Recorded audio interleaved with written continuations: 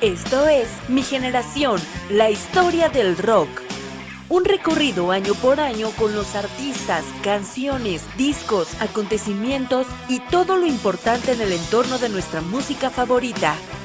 Víctor, Isaac, Enrique y Carlos se suben a su DeLorean y nos llevan a cada momento importante en la historia del rock. Acompáñanos.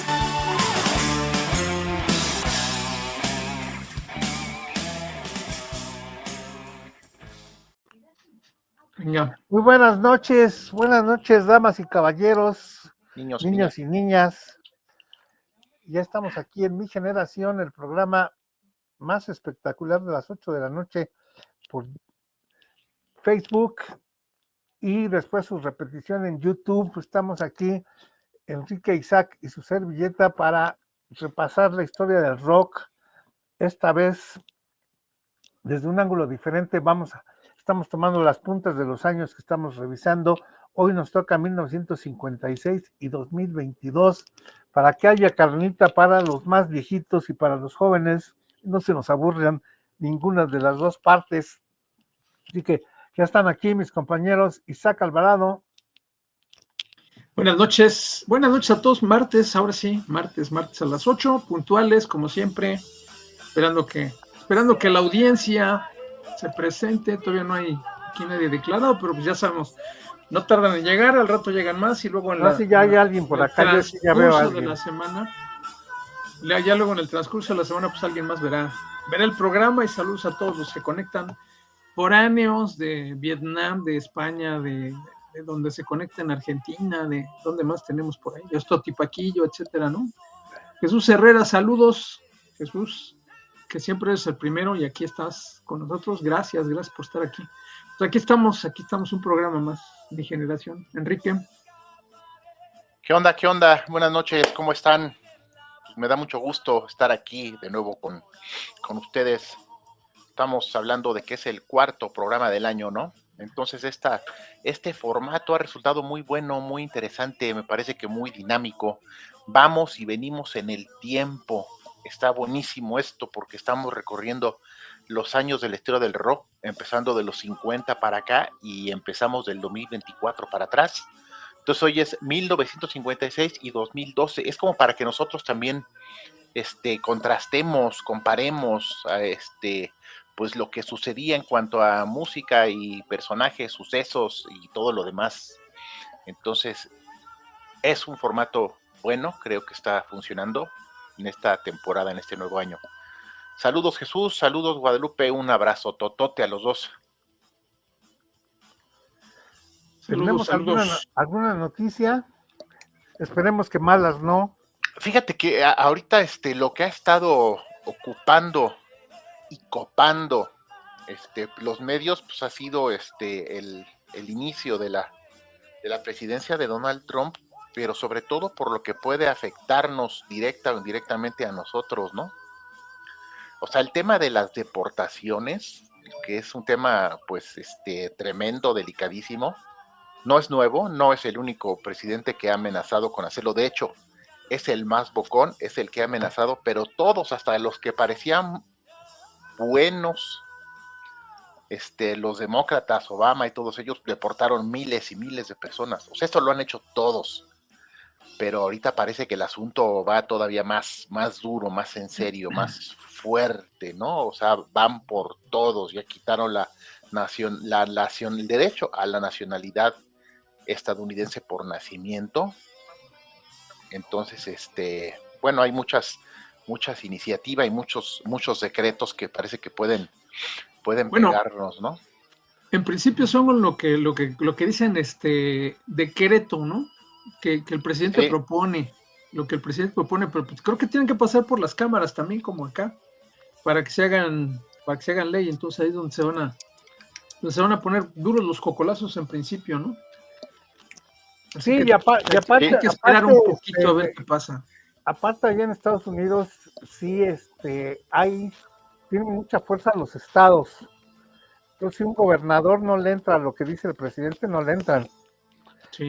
Por eso hay algunos estados que, por ejemplo, tienen la pena de muerte, otros no, tienen ciertas cosas, otros no, etcétera, etcétera. Entonces, todo depende ahí, por un lado. Y por otro, pues, ojalá Ojalá y le vaya bien a los paisanos, porque de todas maneras, los mexicanos hacen falta ya, son de una gran importancia en la economía de Estados Unidos y en los trabajos que desgraciadamente sí, a veces sí tienen razón, que no quieren hacer los gabachos, pero también los mexicanos tienen fama de chambear bien, de trabajar bien, Sí, de ser chambeadores. de ser buenos trabajadores, de conocer su trabajo, de hacerlo bien.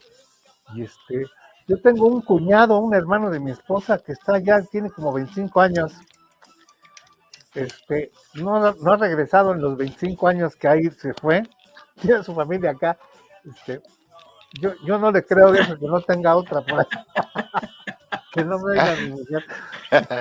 Scorpions en la Feria de San Marcos, Aguascalientes, 6 de mayo, perdón, al ratito lo acaban de anunciar.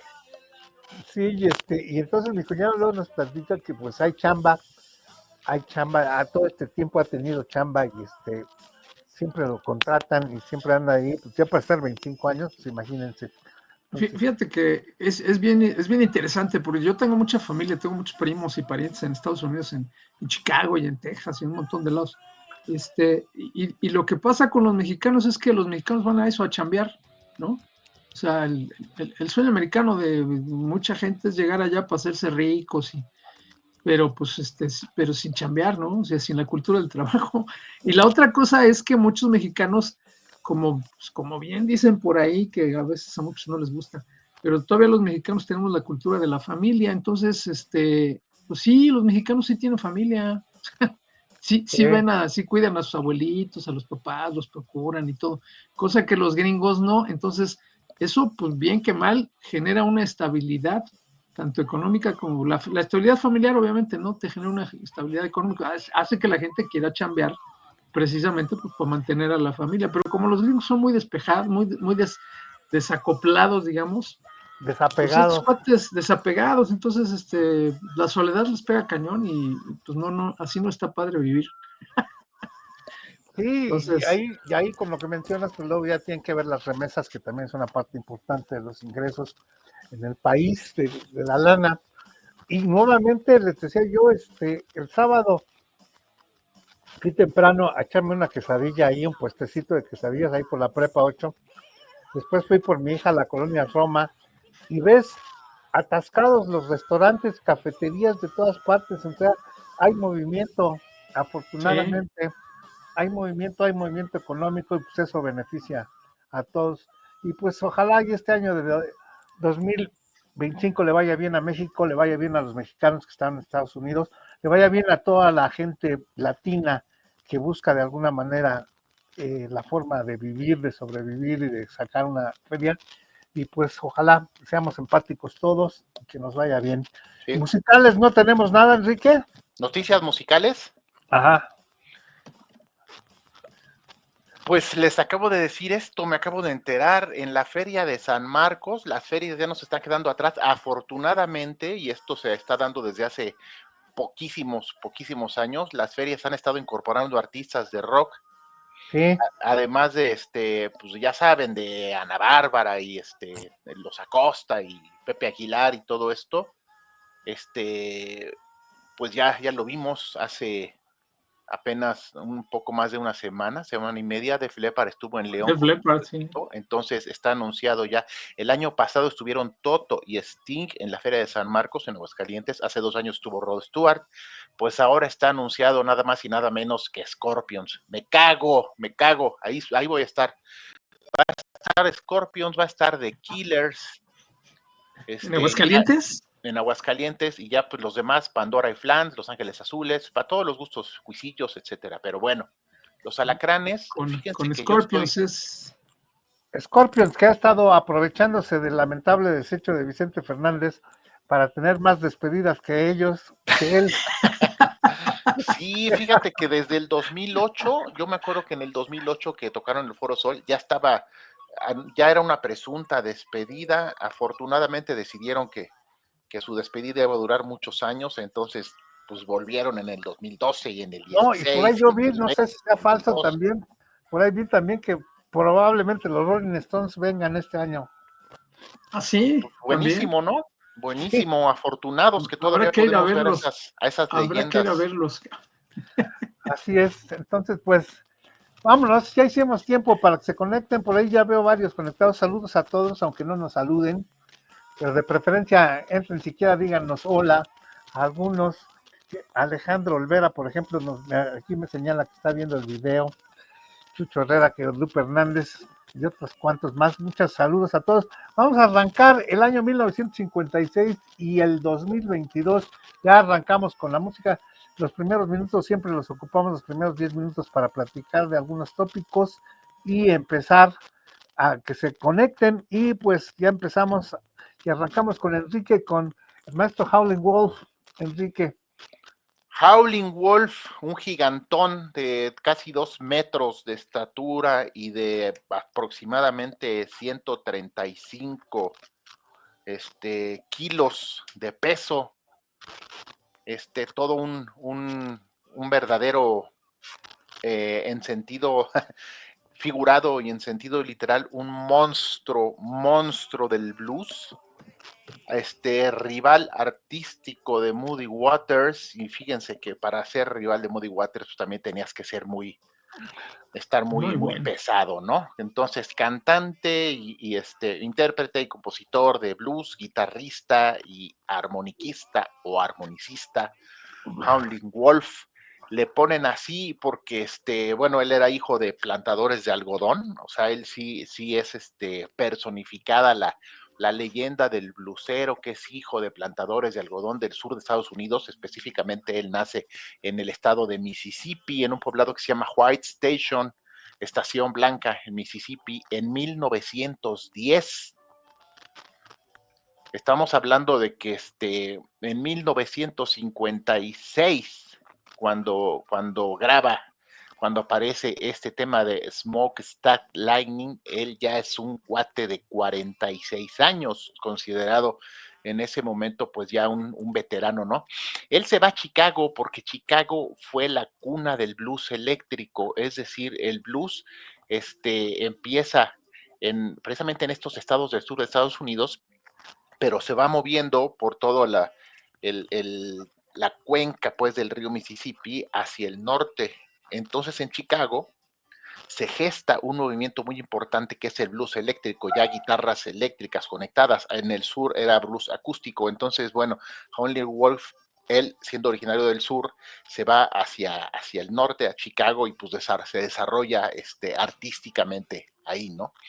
Tuvo una niñez bastante difícil.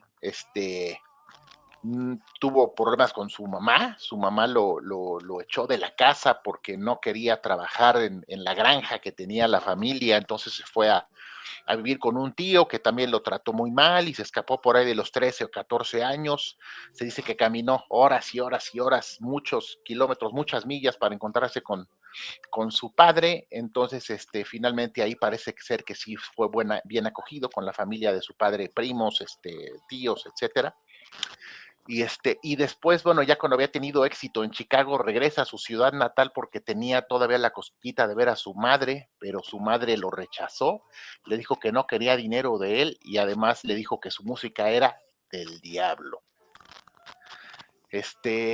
Él adopta ese seudónimo porque le contaban su abuelo historias de que si se portaba mal se lo iba a llevar el lobo, y porque según esto pues había muchos lobos en esta zona rural del sur, ¿no? Entonces a él se le quedó como que esa onda, y en algunos de sus temas, incluso en y en algunas interpretaciones en vivo está por ahí documentado, se escucha que él mismo hace pues ciertos sonidos así como del lobo, ¿no? Como aullidos integrados a la canción.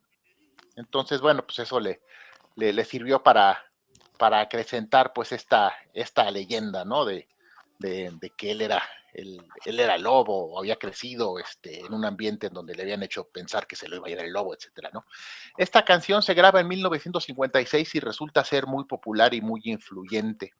Está basada, como todas las canciones exitosas del blues, pues en viejos estándares de blues. O sea, de hecho, el blues es como la música ranchera que siempre tiene los mismos patrones, ¿no? O sea, podemos escuchar nosotros, no sé, El Chubasco y Triste Recuerdo y Cruz de Olvido, no sé, clásicos rancheros, y normalmente todos siguen una progresión, es decir, está tocándose la primera parte sobre el acorde sobre la tónica y después hay un cambio, sube a una quinta arriba y regresa y luego baja a una cuarta, es decir, hay como que cierto orden, 1-5, 1-4, lo que se llama una progresión.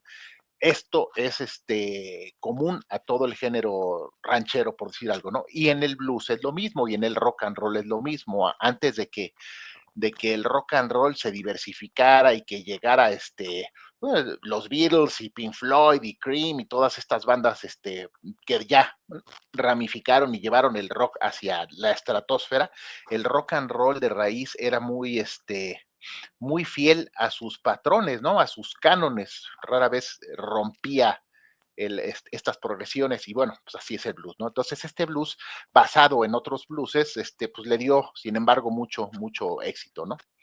Entonces es una canción fuerte, es una canción sabrosa en donde se escucha pues toda este tipo de interpretación que pues causaría también mucho impacto en los artistas de rock, sobre todo en los que cantaron así muy fuerte, ¿no? Eric Burdon, Joe Cocker y todos estos que echaron el vozarrón a partir de los años 60, ¿no?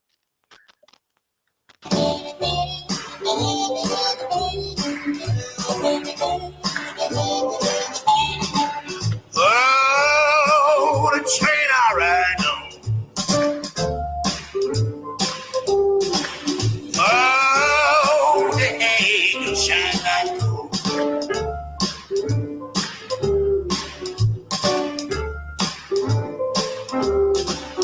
Oh, the train I ride on. Oh, the angels shine like gold.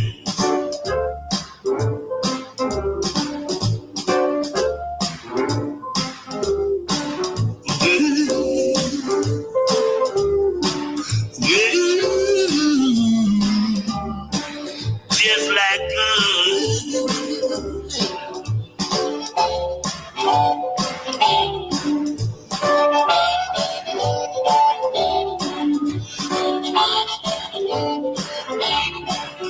oh, the train I ride. Oh, the angels shine like gold.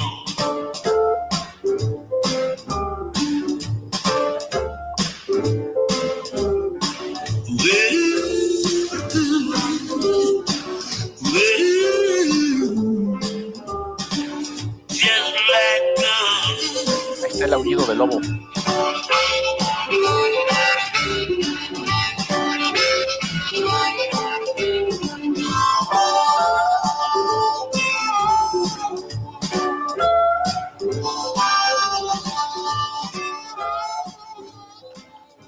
Ocho añitos después, en 1964, los Yardbirds, esa banda importantísima en donde el primero tuvo como guitarrista Eric Clapton y después vino Jeff Beck y después Jimmy Page, pero todavía cuando estaba Eric Clapton, en el 64, sacan un disco en vivo que sería su debut discográfico llamado Five Live Yardbirds.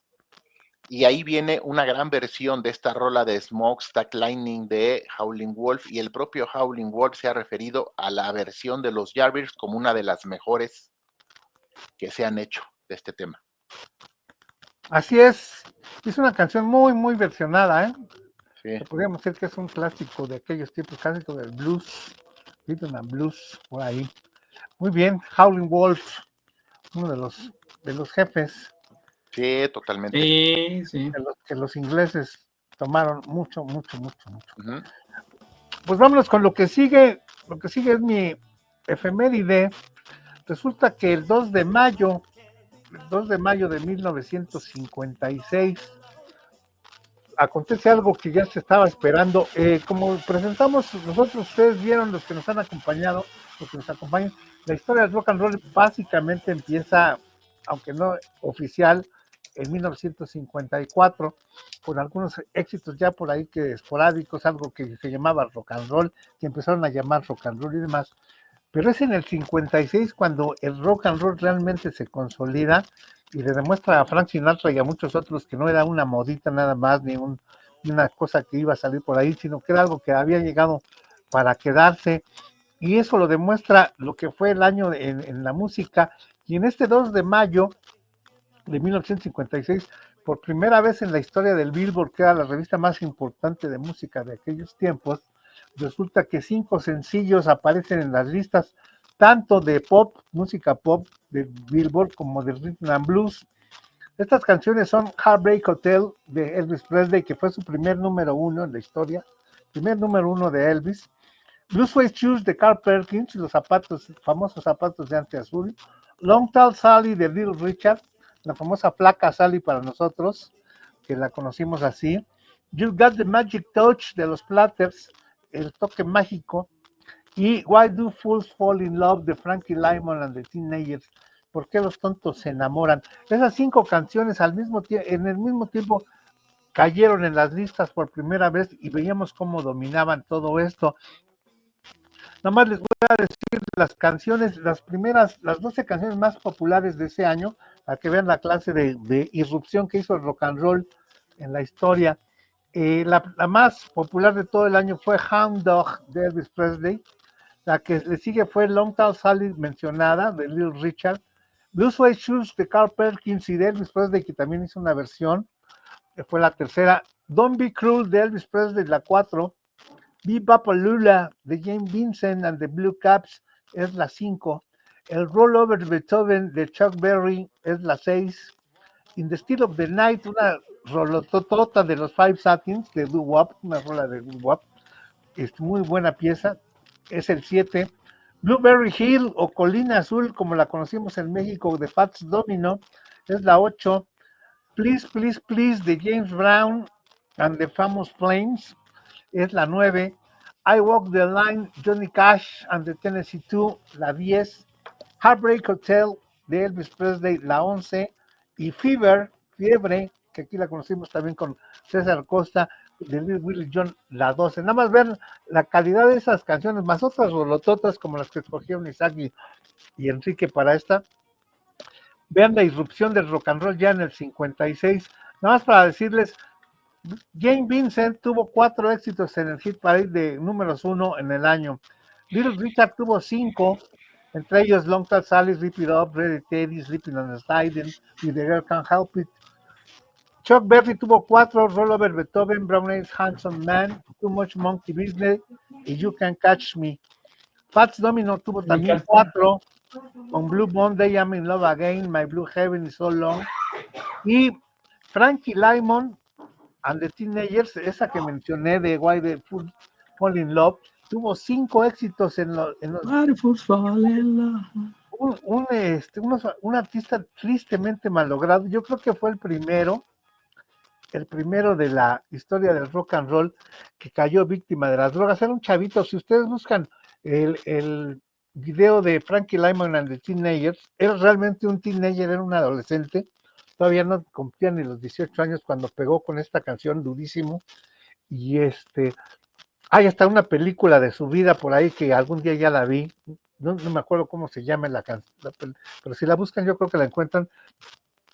Pero el chavo pues le pegó, perdió el piso con 5, imagínense, 5 éxitos en el hit parade en el 1956, adolescente, pues cayó en las drogas gachísimo, murió muy joven, no llegó a ser del club de los 27, pero murió joven, cuando pudo haber tenido grandes éxitos en la vida, pero las drogas sí se lo acabaron y pues tristemente ahí se acabó.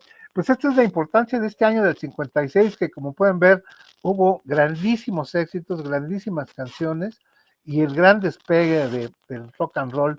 Y entre estos que despegaron, yo la semana pasada les decía que del lado prieto oscuro estaba Chuck Berry, estaba Fats Domino, estaba Little Richard, y los bluseros como el Howlin' Wolf que pues, aparecían muy seguido. Del lado blanco pues estaba Elvis Presley, estaba Jerry Lee Lewis, estaba James Vincent, estaba Carl Perkins y el maestro de la voz de Terciopelo, Roy Orbison. Así es.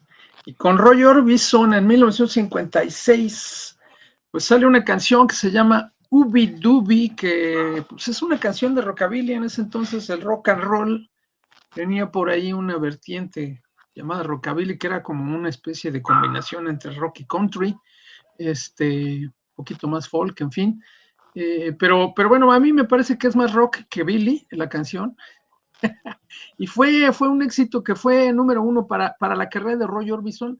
Esto fue lo que lo despegó, o sea, con esta canción se hizo famosón en el año de 1956. Roy Orbison, que es un cuate que nació en 1936 en Texas, un tejano, nació en Vernon, Texas, que a los 6 años su papá le regala una guitarra y pues empieza a tocar la guitarra y aprende a tocar la guitarra con una voz, como bien decían, y todo el mundo lo catalogaba así, la voz de Terciopelo de Roy Orbison. Era una voz, digamos que el equivalente del contratenor, no, bueno, no era tenor, era una voz un poco más aguda, ahorita no me acuerdo bien qué clasificación le daban a él, pero bueno, pero era más agudita la voz, y contrario a lo que era la imagen de la mayoría de los rockeros, que eran así como muy, muy varoniles, muy virililes, como el Elvis Presley, pues el Little Richard, en fin, eran así como imágenes fuertezonas, digamos, ¿no? Como con mucha presencia. Él era una persona un poquito así como más con un carácter, una forma más suavezona, más fresona. Sin embargo, pues con canciones muy, muy buenas. Y también es importante porque es un referente para el resto, digamos, de los años en los que el rock and roll empieza a despegar. Para los músicos ingleses también este cuate era pues un ídolo en aquel entonces. Muchos grupos escuchaban las canciones de Roy Orbison, que tuvo 2 etapas fuertes en su carrera. La primera es los años 50, 60, y luego como que desaparece en los 70 con la venida de la música disco, y eso ya Roy Orbison pues como que desapareció, y en los 80 regresó por sus fueros. Por ahí tiene un disco que le estaba produciendo Jeff Lynne, que alguna de las canciones pues fue un éxito, un número 1 que salió póstumo, o sea, fue un éxito que salió después de que falleciera. Él falleció en 1988, pero antes de eso se dio el lujo de sacar otra vez algunas canciones, de hacer muchos conciertos, de ser homenajeado, digamos, en vida por un montón de músicos que lo apreciaban mucho, que fue influencia para muchos de ellos, y entonces pues forma esta super banda, este super grupazo, que eran los Traveling Wilburys, en donde él se apodaba o se hacía llamar Lefty Wilbury. Lefty Wilbury porque él era fan de un músico también pues, de antaño, que se llamaba Lefty también. Ahorita les digo el apellido del músico pero era un músico de música country, porque él era aficionado mucho al country de chavito, y pues eran sus raíces, sus influencias, y por eso se puso Lefty en los Traveling Wilburys. Y pues es una super banda que en los 80s sacó un par de discos, el primero con Roy Orbison, el segundo unas cuantas canciones que quedaron por ahí con la voz de Roy Orbison y el resto de la banda, pero pues una banda formada por George Harrison, por Jeff Lynne de Electric Light Orchestra, por Tom Petty, por Bob Dylan, y pues Roy Orbison, no, o sea, nada despreciable la bandita, y todos ellos admiraban a Roy Orbison, era su ídolo. Y bueno, pues curioso, porque en esas, cuando estaban grabando algunas de las canciones, les daba pena cantar enfrente de Roy Orbison a todos ellos, aunque bueno, pues George Harrison cantaba bien, ¿no? El Jeff Lynne también cantaba bien, ¿no? El Dylan y el Petty a lo mejor no tenían unas voces tan apreciadas, pero tenía su estilo, ¿no? Pero sí, a los 4 les daba bastante pena cantar frente al buen Roy Orbison, la voz de Terciopelo, musicazo, y bueno, pues la canción es la canción con la que se da a conocer básicamente. Yo creo que por eso es muy importante esta rola. No es la mejor, pero es muy buena. Es una canción bailable con una letra, pues, de las letras que se componían en aquel momento eran básicamente para echar desmadre, para bailar y para pasársela bien para la juventud de aquel entonces, ¿no? Venga la música. Hey baby, you jump over here, you do the ooby-dooby, I gotta be near.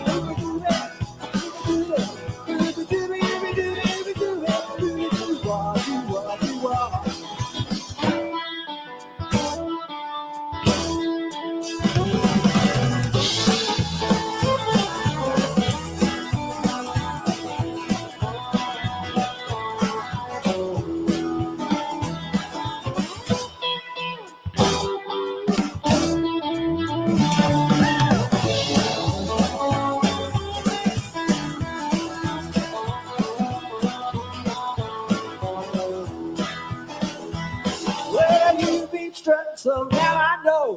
Dooby-dooby, come on, let's go. Dooby-dooby, dooby-dooby, dooby-dooby, dooby-dooby, dooby-dooby,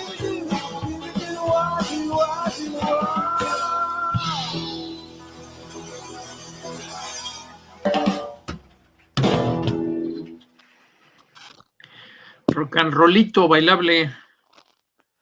Sí, el Roy Orbison, los Beatles cuando anduvieron en Hamburgo y luego en sus primeras andanzas, fueron abridores o conocieron a tres muy importantes músicos.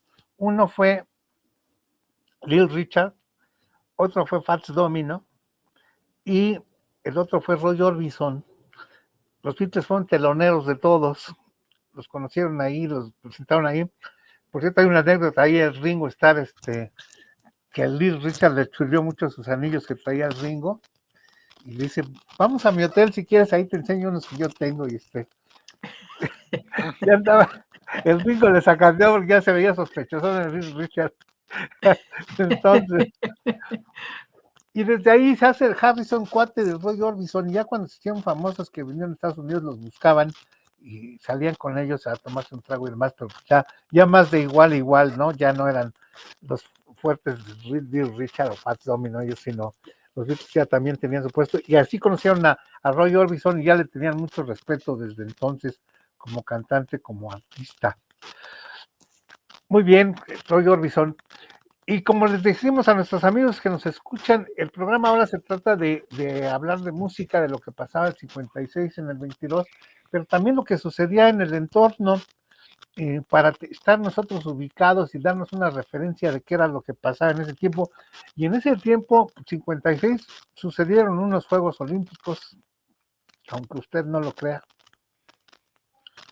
Pues sí, este año 1956 es la primera vez que se celebran unos Juegos Olímpicos en un país del hemisferio sur, es decir, en un país de la mitad de abajito de la media naranja, que es la Tierra, abajo del Ecuador, es la primera vez.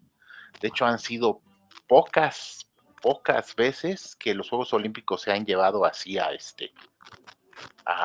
esos niveles tan sur, tan meridionales, tan australes, ¿no? Y en este caso, bueno, se llevan a cabo en Melbourne, Australia. Son los primeros Juegos Olímpicos que se hacen en Australia, como recordarán, en el año 2000 se hicieron en Sydney, que es la otra gran ciudad australiana, pero bueno, Melbourne se le adelantó a Sydney 44 años y presentó una candidatura y quedó, funcionó, es una ciudad en desarrollo. Australia estaba convirtiéndose en un destino importante, incluso para muchos migrantes de posguerra. En los años 50 y 60, Australia se llenó de gente que venía sobre todo de las Islas Británicas, a conseguir una mejor vida, porque pues Inglaterra estaba en crisis, ¿no? Inglaterra, Escocia, Gales, Irlanda del Norte, levantándose de la Segunda Guerra Mundial. Como sabremos, entre esos migrantes estarían los hermanos Young, que después formarían la banda AC/DC, pero eso ocurriría unos años después. Ellos venían de Escocia, y así pues era un país que estaba como que en crecimiento, en desarrollo, ¿no? Entonces esta fue así como que una de las grandes oportunidades para mostrarse al mundo, que dijeran, pues nosotros somos desarrollados, estamos creciendo, somos el primer mundo, ¿no? Salió bastante bien, fueron unos Juegos Olímpicos bastante importantes, se llevaron a cabo entre el 22 de diciembre y el 8 de diciembre de ese año 56, porque, como sabemos, en la parte sur de la Tierra, en esos meses que aquí tenemos frío, allá tienen calor. Cuando aquí es invierno, allá es verano. En este caso, en el hemisferio norte estaba terminando el otoño, pues allá estaba terminando la primavera. Entonces se hacen estos Juegos Olímpicos del verano allá en Melbourne. Más adelante les vamos a platicar lo que sería probablemente la culminación de la trayectoria del atleta mexicano más importante en la historia de los Juegos Olímpicos, porque estos serían sus terceros Juegos Olímpicos, pero eso les vamos a platicar más tarde cuando estemos hablando del personaje de 1956. Ahorita simplemente les diremos que fueron unos buenos juegos, que ya tenía muchas disciplinas incluidas. Estos son Juegos Olímpicos pues de mitad de siglo. Atletismo, baloncesto, ciclismo, boxeo, ecuestre, esgrima, fútbol, gimnasia artística, halterofilia, hockey, lucha, natación, lucha grecorromana y lucha libre, pentatlón moderno, remo, saltos, tiro, vela y waterpolo. Y el fútbol, y el béisbol como deporte de exhibición. Entonces, en lo que sería los países participantes, pues fueron prácticamente la mayor parte de los países del mundo. Estamos hablando de que asiste la Unión Soviética, asiste Estados Unidos, Alemania, Francia, Italia. Sabemos que Alemania, a pesar de que estaba dividida, estaba separada en Alemania Federal y Alemania Democrática, es decir, oriental y occidental. En esta ocasión asiste un equipo alemán unificado, llamado así, equipo alemán unificado, con atletas de las dos Alemanias. Entonces aquí participa como un solo país, ¿no? Y en cuanto a lo que sería el medallero, el país que gana más medallas sería la Unión Soviética, o la URSS, Unión de Repúblicas Socialistas Soviéticas, en casi todos los Juegos Olímpicos que se llevaron a cabo en los años 50, 60, 70, 80 y hasta el 92, el de Barcelona. Se alternaban el liderato de las medallas, y había Juegos Olímpicos donde el que se llevaba más medallas era la URSS, y había otros en donde el que se llevaba más medallas era Estados Unidos. Entonces estaba muy bueno el tiro, siempre había esa rivalidad. En esta ocasión la Unión Soviética gana más medallas, después Estados Unidos, luego seguiría Australia, Hungría, que era una potencia olímpica tremenda en aquellos años, Italia, Suecia y el ya mencionado equipo alemán unificado. Entonces, pues ahí queda. Estos Juegos Olímpicos ocurren después de los del 52 en Helsinki y antes de los del 60, que serían en Roma. Serían prácticamente los Juegos Olímpicos del país más lejano a lo que sería Europa y todo esto, ¿no? Así es. Australia, un gran país, un continente. Sí, país que es un continente. Es un país, es un continente, es una país isla, extrañísimo. Es casi otro mundo, ¿no? Es todo. Sí, Sí. Todo extrañísimo, con miles y miles de kilómetros cuadrados de desierto, Sí. de zonas inhabitadas, y con donde hay fauna, insectos y bichos y todo. Avances. Nada más de ahí. Un amigo nuestro, el abogado José Antonio Ramos, que en paz descanse, se fue con su mujer a vivir allá, él como abogado, y obviamente allá no le validaron sus estudios de abogacía, y le dieron un seguro, una beca, tenía una especie de beca, pues estar casado ya, entonces le daban dinero, no trabajaba, le daban dinero, mientras no podía trabajar porque como abogado pues no le valían sus estudios de acá de México. Pero el gobierno lo mantenía, ¿no? O sea, así es. Eso ocurrió, bueno, siempre ocurrió en muchos países del mundo, ¿no? Así es, y allá pues en Australia hubo tiempo en que pues pagaban si te querías ir a vivir allá para colonizar, porque había mucha escasez de habitantes en algunas partes. En fin, gran país Australia. Sí, deberíamos de conocerlo. No es Dinamarca, pero sí es Australia. Sí, han dado también grandes artistas de rock, que ahí son los buenos grupos. Los Midnight Oil, los In Excess y obviamente los de AC/DC, ¿no? AC/DC. Son de allá de Australia. Pues señores, nuevamente ahora en mi suceso, pues ya saben que yo aprovecho cualquier resquicio para no enseñar mi ignorancia del año 2022. Pero resulta que dentro de 2 días, se cumple el aniversario 56 años del Rock Concert. Entonces salió este disco, que es una edición no oficial totalmente, que se llama The Rock Concert. Pueden ver ahí la imagen de la manzana en el disco, aunque no es de Apple el disco. el disco contiene pues las grabaciones de este concierto que hicieron los Beatles ahí en la azotea de Savile Road en Londres. Como ustedes saben, se les recomiendo, está la película esta de Get Back, salió la película de Let It Be hace muchos años, entonces ahora hicieron una restauración y la volvieron a pasar, está en el streaming de Disney, ahí está lo que es Let It Be, pero hicieron un encargo a unos directores nuevos para que hicieran un trabajo con el resto de la película, porque tenían horas y horas y horas grabadas de esto de Let It Be. Entonces armaron una serie que se llama Get Back, que también está en Disney.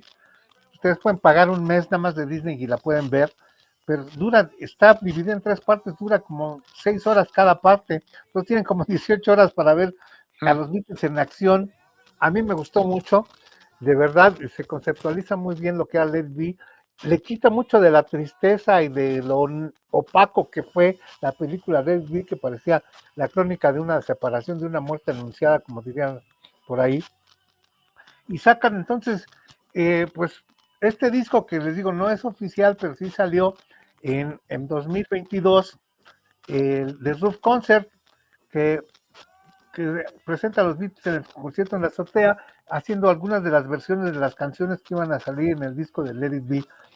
El disco de Let It Be originalmente se iba a llamar Back to the Roots, que era el regreso a las raíces, que era una idea de McCartney, que era el que movía a los Beatles para grabar y hacer las cosas. La idea era que grabaran como en sus buenos tiempos, como cuando empezaron. Si ustedes recuerdan el primer disquito de los Beatles, el primero que salió, lo grababan en un solo día, en 11 horas grababan todas las canciones. Entonces la idea acá no era en un solo día, pero sí grabar lo más directo posible, sin tanto arreglo, sin tantos sobreposiciones, etcétera, etcétera. Y para eso contrataron unos estudios en Twickenham para grabar, y fueron filmados durante todo este proceso. Y la idea era que al terminar el disco hicieran un programa de televisión y un concierto en vivo, pero tenían tantas broncas y tantos problemas y demás. Harrison se salió, dejó al grupo, le fueron a su casa, y una de las promesas que le tuvieron que cumplir para que volviera fue que no hubiera haber concierto, el tal concierto en vivo con público. Entonces dijeron, ¿qué hacemos para terminar el programa que iba a ser la película? Pues hacemos un concierto. Se les ocurrió a alguien que en la azotea, y pues lo hicieron ahí en la azotea. Entonces una tarde de Londres, de un 29 de enero de 1969, o sea, en 2 días más cumplirá 56 años que pasó eso, se subieron a la azotea y pues movieron ahí en Londres, hicieron ruido ante el asombro de la gente que trabajaba por ahí, que pues de repente empezó a oír a los Beatles tocar, y en la calle se empezaron a juntar, y pues allá son tan cuidadosos, y aquí en México no hubiera pasado nada, pero allá en Inglaterra pues sí, los vecinos se quejaron, llegó la policía y les dijeron que se callaran. McCartney después y Lennon estaban muy arrepentidos de no haber seguido tocando, porque hubiera sido un grandísimo final para la película, que nos hubieran llevado a la cárcel. Pero por el momento decidieron hacer caso, pararon de tocar, y entonces no sacaron todo el disco en el concierto de la azotea, unas cuantas canciones, incluso un par de ellas con 2 versiones, pero por ser los Beatles, por ser quienes eran, pues pasó a ser súper memorable el concierto en la azotea. Se ha parodiado, se ha repetido, se ha copiado, se ha hecho todo lo que ustedes quieran con eso, como sucedía con todo lo de los Beatles, que todo lo que movían, todo lo que hacían, pues se multiplicaba por miles. Así que eso fue el concierto de la azotea, que fue el 29 de enero de 1969, y se presenta, y les digo, salió este disco, que no lo encuentran, si lo buscan en Amazon, sí lo encuentran, ahí lo pueden conseguir, no está en las tiendas normales, pero ahí sí lo pueden conseguir, no fue producido en México, y pero básicamente les digo, son las canciones de la azotea, entonces son más que conocidas. Serviría para los super fanáticos, pues como un recuerdo más bien, ¿no? ¿Algo que decir de este concierto, señores? Todo un suceso pues el concepto de la cultura pop contemporánea, o sea, todo el mundo sabe que es algo que todo el mundo sabe que ocurrió, así como, no sé, como la llegada a la luna, como la muerte de Martin Luther King, o sea, un suceso tremendo de aquella época, ¿no? Así es. Isaac, ¿ibas a decir algo? Ya después, pues como decías tú, después lo copiaron. YouTube tiene su concierto también grabado por ahí en algunos estudios. Toto por ahí tenía un video de una canción también grabada en la azotea pues del estudio, se supone que estaban grabando también del edificio. Entonces sí se volvió también como una situación icónica, ¿no? Sí, así como tomaste una foto ahí en el muchos paso de músicos. cebra de Abbey Road. Así. Ándale. Betty Su Lozano, hola, dice Enrique. Hola. Vamos con música. Venga.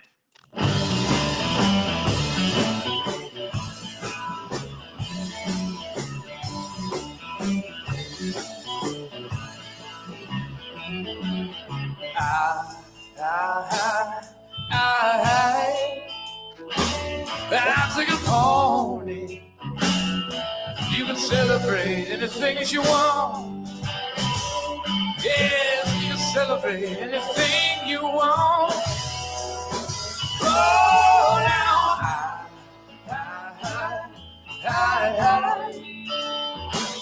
That's the road. You can penetrate every place you go. Yes, you can penetrate any place you go. I told you so. All I want is you. Everything has got to be just like you want it to be. Oh.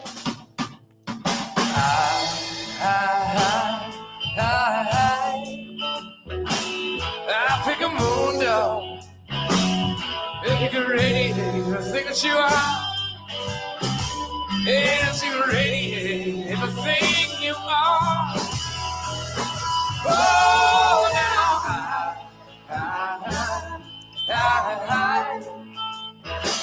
I wrote a story. You can imitate everyone you know.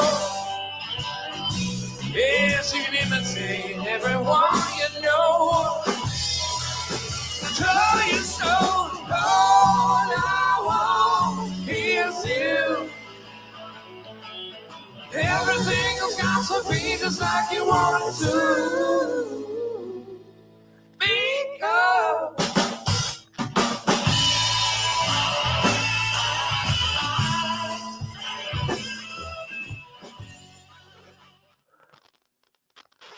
Ahí tienen un cover de Diga Pony, una canción de John Lennon, de las que grabaron y tocaron ahí en el concierto de la azotea. Una de mis canciones favoritas del disco Let It Be. No es de las más famosas, pero a mí me gusta mucho esta pieza. Diga Pony, clásica de John Lennon. Pura sabrosura, sí, de lo mejor de Let It Be. Sí, a mí me gusta mucho.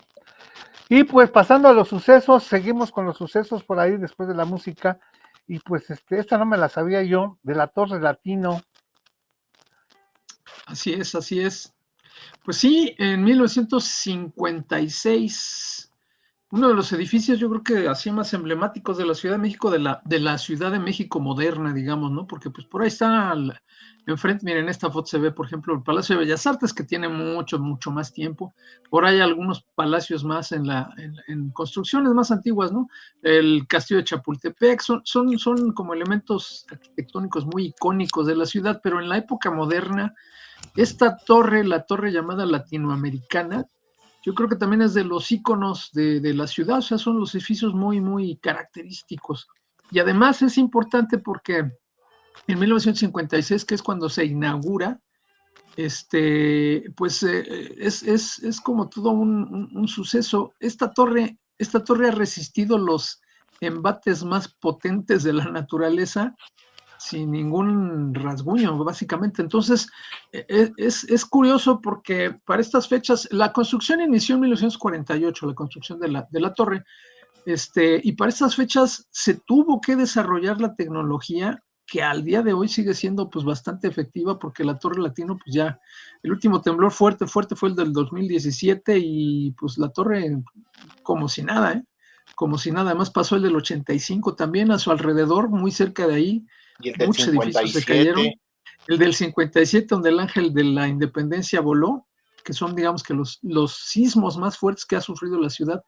Y esta torre, sin embargo, con la tecnología de aquel entonces desarrollada por 3 arquitectos mexicanos, Augusto H. Álvarez, Adrián Sánchez Galindo y Leónides Guadarrama, son los que diseñaron esta torre. Tuvieron que desarrollar una tecnología basada en pilotes, o sea, unos como popotes así muy de no sé si eran metálicos o eran de cemento, pero bueno, unas cosas que se tuvieron que clavar en el piso a una buena profundidad para que los mismos pilotes detuvieran el movimiento de la torre cuando hubiera sismos. Entonces eso es como una serie de amortiguadores que la mantienen, y esa tecnología después se llevó a otros países.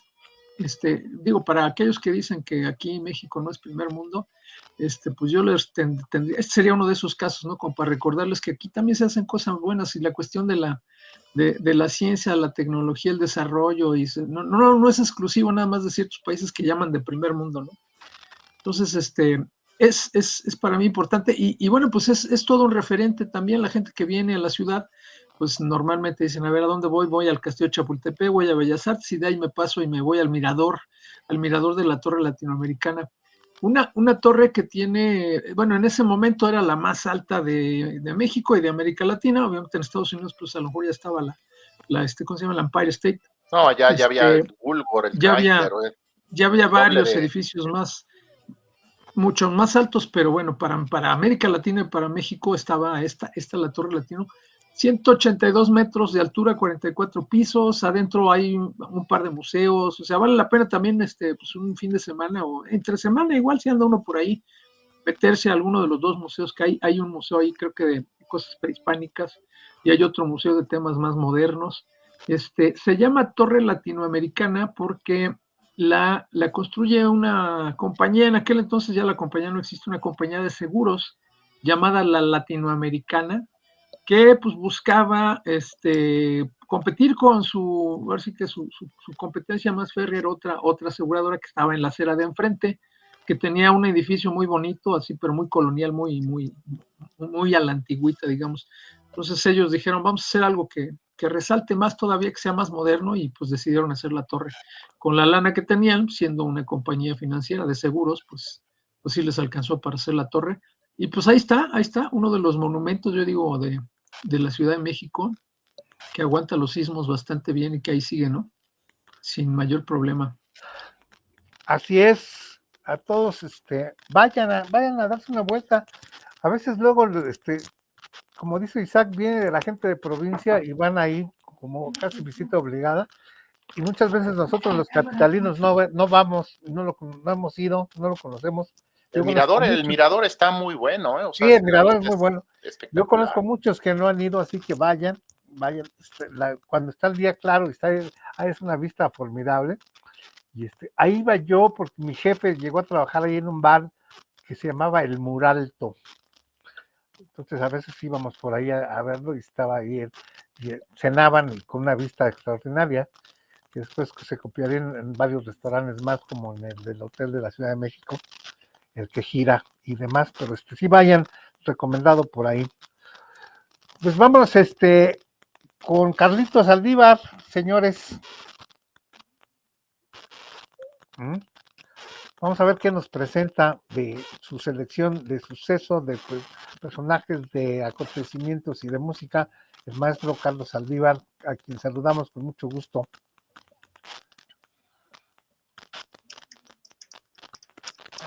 Headbangers, melómanos, mi generación, fans y público en general. Es un gusto con este trío otra vez. Un saludo, Víctor, Enrique, Isaac. Vámonos rápido, vámonos tendidos. 4 temas, 2 años. Ahora nos toca 1956 y el año 2002. Caray, también esperaba este 1956 con ansia. Es justamente el año que se desarrolla, que se comercial, uno de los mejores discos de almacenamiento, el disco magnético de 21 pulgadas, es el famoso RAMAC de IBM International Business Machines, RAMAC 305. Hoy en día, ojo, hoy en día se le conoce como el primer disco duro, pero no fue un disco duro como como lo conocemos el día de hoy, por supuesto que no. Es un disco, déjenme les comparto la otra ventana. Es un disco, ahí lo pueden ver. Y el disco es este que está aquí abajo.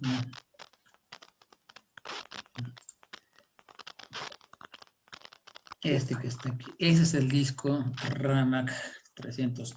¿Cómo se leía? Creo que nada más tenía un KB de almacenamiento. ¿Cómo se utilizaba? Bueno, pues imagínense, son como cientos de discos, imagínense en un salón súper amplio, en un laboratorio de cómputo, y donde estaban los lectores, los cilindros para leer estos discos, cilindros que contenían 50 discos de estos, y no nada más había un cilindro, eran cientos de cilindros con cientos de discos. Ese es el lector, es la computadora, de la consola de la 380, aquí está a la derecha, ahí está la impresora. Yo todavía me tocó trabajar con las perforadoras, etcétera, etcétera, etcétera. Un impresionante invento que ha pegado mucho en aquel año, y no es disco duro como lo conocemos ahora, sino fue el disco magnético, el primero, el famoso Disk Drive de 1956. Simplemente maravilloso, simplemente estupendo, con una capacidad bastante mínima. Ese disco es este que está aquí. Es este disco, este del RAMAC, este es el original. Aquí lo tengo. Ahí está en pantalla. El RAMAC de IBM. Es un placer que tengo aquí, maravilloso. Métanse a las redes, no es un disco duro como el que conocemos al día de hoy. Punto número 2. Vámonos voy de una vez, 1956. ¿Qué también pasa en ese año? Se edita una película, es una maravillosa película, muy recomendable de ciencia ficción, que se llama El Planeta Prohibido. La acabo de ver hace como 2 años, ahí la tengo descargada, que angustia se las paso. Donde una nave espacial en el siglo XXIII llega a un planeta.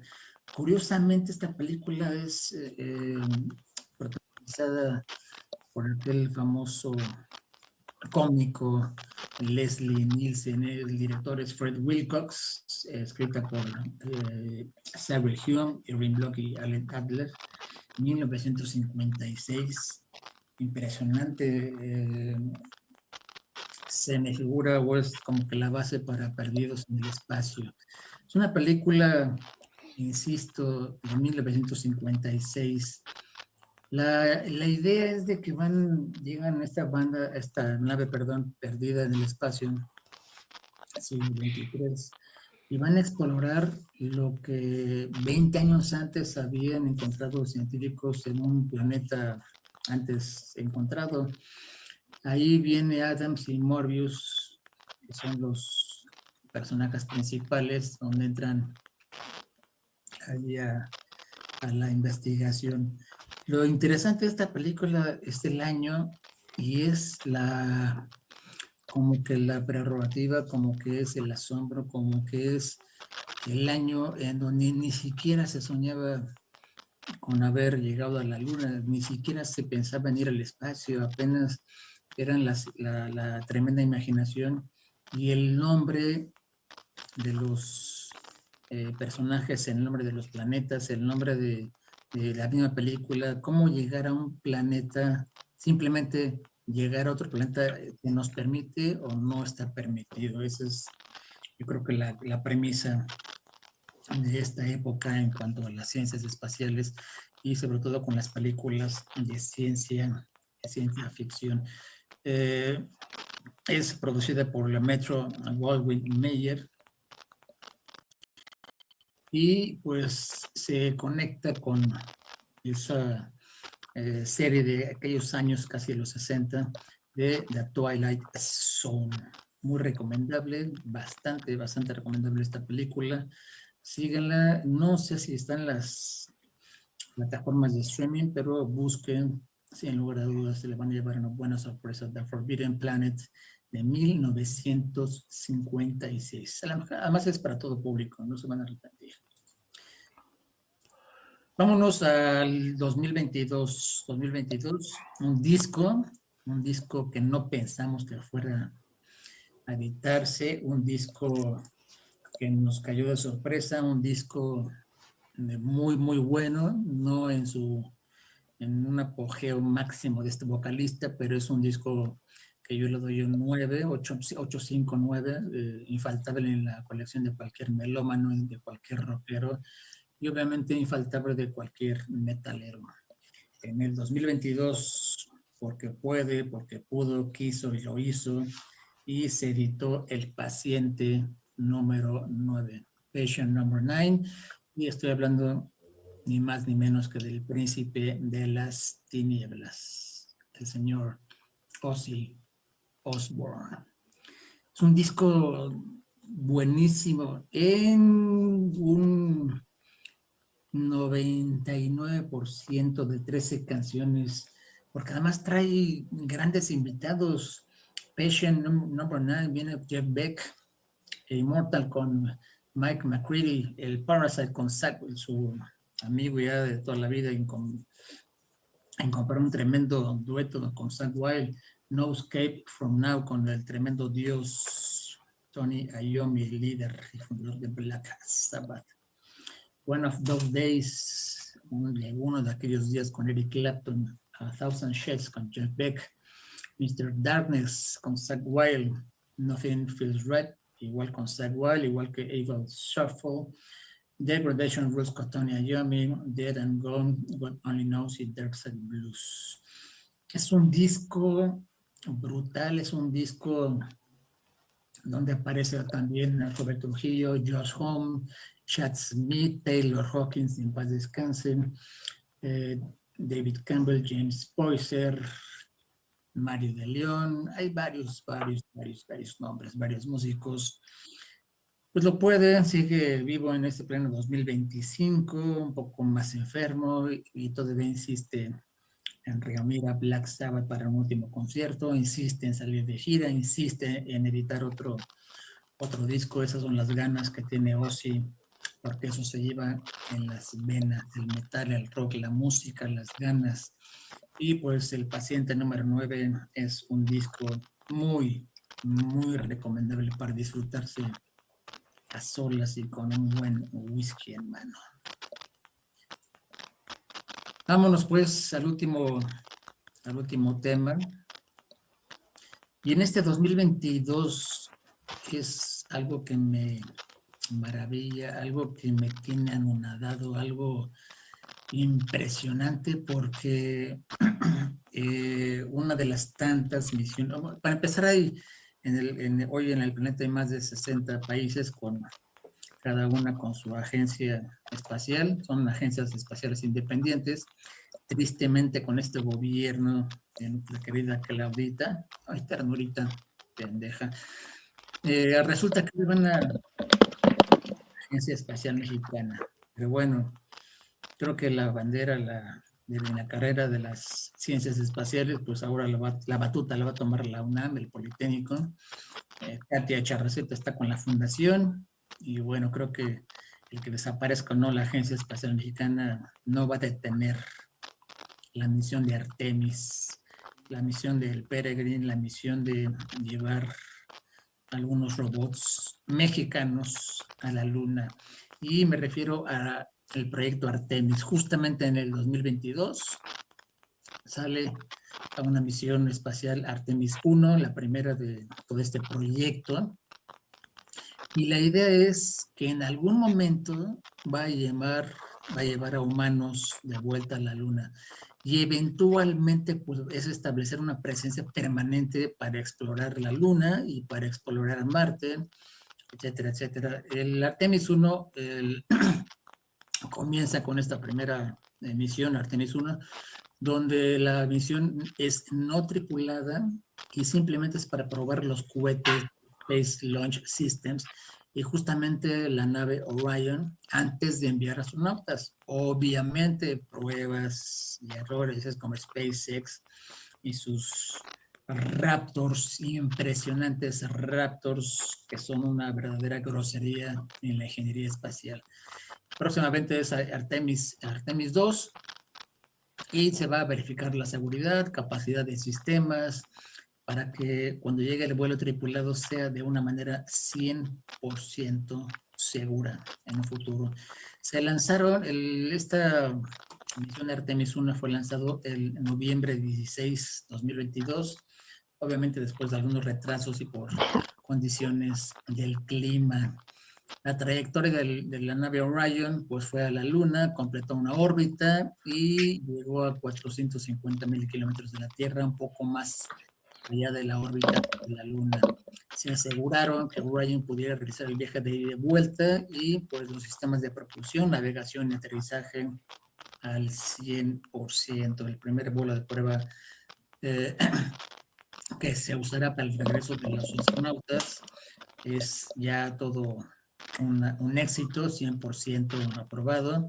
El módulo de Orion fue también otorgado por la ESA, Agencia Espacial Europea, junto con la NASA, y pues es la idea para darle continuidad a esta misión de Artemis.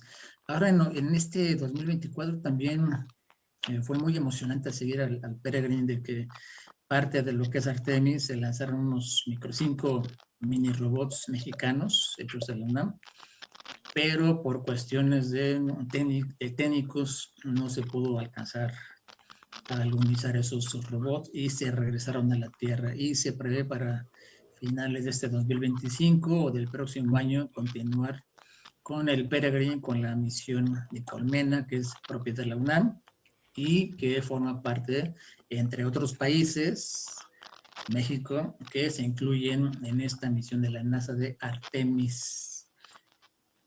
Muy, muy, muy interesante todo este proyecto, que es una realidad muy, muy satisfactoria, que va a traer muchos beneficios ahora sí que a los humanos, ¿no? Como siempre, las ciencias espaciales han dado mucho que trabajar en cuanto a temas de comunicaciones, telecomunicaciones, en cuanto a medicina, biología, mecánica, etcétera, muchas áreas de investigación, y es para beneficio de todos. No voy a hablar más de los terraplanistas, pero bueno, eso es todo por hoy y nos vemos en el siguiente programa. Mil gracias.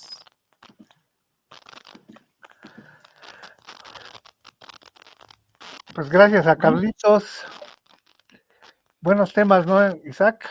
Sí, fíjate que ese tema del disco, interesante porque las máquinas, las computadoras, antes de ese disco no tenían disco duro, no tenían almacenamiento, entonces el almacenamiento lo habían desarrollado en tarjetas. Tú llegabas a la computadora con tu caja de tarjetas y eso era la información. Tenían una lectora de tarjetas, leía las tarjetas, eso lo dejaba en la memoria de la máquina y trabajaban. Pero pues mantener las tarjetas y el orden y lo demás era un desmadre. Por eso desarrollaron estos discos. Mi primer chamba en el área de informática fue precisamente con tarjetas. Había una máquina que era clasificadora para ponerlas en orden, y lo bueno de esas tarjetas es que a fin de mes, ya que se hacía el cierre, las íbamos a vender por kilo y con eso nos íbamos a comer, echar unos tragos. Este era el buen detalle de las tarjetas, había un departamento de perforación, eran como unas 8 chicas que eran las perforistas y demás. Pues muy bien, gracias a Carlos Saldívar por su participación grabada esta vez, pero vamos con música de ese disco que nos reseñó de Ozzy Osbourne, del paciente número 9, y regresamos con eso, terminamos la primera parte de este programa, terminando la canción, regresamos e iniciamos la segunda parte del año 1956-2022. Venga.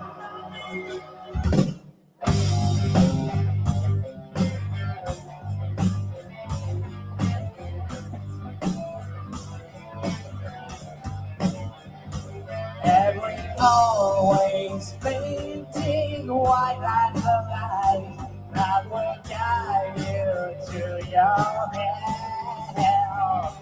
Making friends with strangers, it's on my mind, 'cause they seem to know me well. I get the kisses of your mouth, so I hold it down and keep it out. I hear the love that's getting shout. No tomorrow. When they call your name, better run high.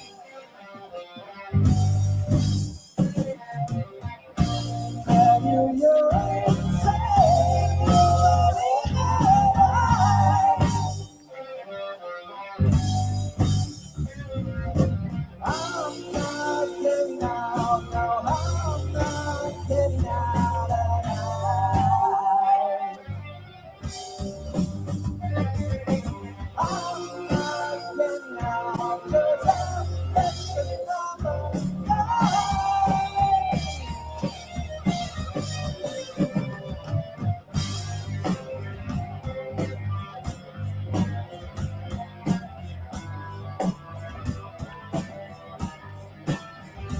when the sun goes down behind the sky, that's a song you won't forget. It's the fear of space you're going tonight. It will get you. No conocía yo esta canción de Ozzy Osbourne, Enrique, tú que sabes más al respecto, no sé por qué me suena, ¿es un cover? No, es un disco de temas nuevos. Entonces, se parece a alguna por ahí. Digo que no es de extrañar, ¿no?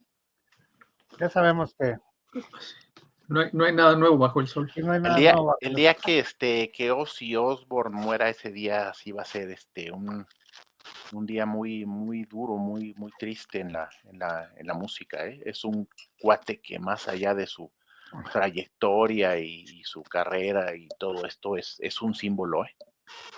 Tocamos madera. Sí. Sí. Sí. Es correcto. Tocamos madera. Ojalá nos dure Dice todavía Iván, un buen rato. dice Iván, un dato con relación a esto es que Sony dejó de producir discos Blu-ray a partir de ayer. Ah, caray. Órale, pues parte de los cambios del mundo, ¿no? Esa no me la sabía. Bueno, sí, es que tampoco había mucha demanda de esos discos ya. Yo tengo como 50 películas en Blu-ray. Pero ya nadie las ve, o sea, ya Tengo nadie mi ve reproductor películas. de Blu-ray. Sí, no, Ya nadie ve ya, películas en aparatos. no, en general en formato físico, ya no es así como Sí, no, ya no. bueno, todavía llega a ver, a menos que se trate de una rareza, de algo underground o inconseguible, es así como que no tengo la película, yo la tengo, te la presto, órale, sí, pero pues no sé Pues ustedes, déjenme pero decirles que yo tengo alrededor de unas 300, 400 películas en formato DVD, sí, unos 50 en Blu-ray. Tengo 2 reproductores de beta, 2 reproductores de VHS, uno de DVD sí, y uno de Blu-ray. Sí, órale. yo también ando por ahí como tú. Lo único Todavía que no tengo mis tengo es de reproductores. discos de Laserdisc, porque ese sí, No, ese sí afortunadamente, estaba. cuando salió, andábamos en una tienda por ahí, por Plaza Galerías, y le dije a mi mujer, digo, si ves que entro a comprar un disco de los Beatles en Laserdisc, me agarras a putazos ahí mismo, y no me dejes comprar nada, porque si no ya los iba a tener yo en beta, en VHS, en cassette, en todo lo que hubiera. Ni hablar.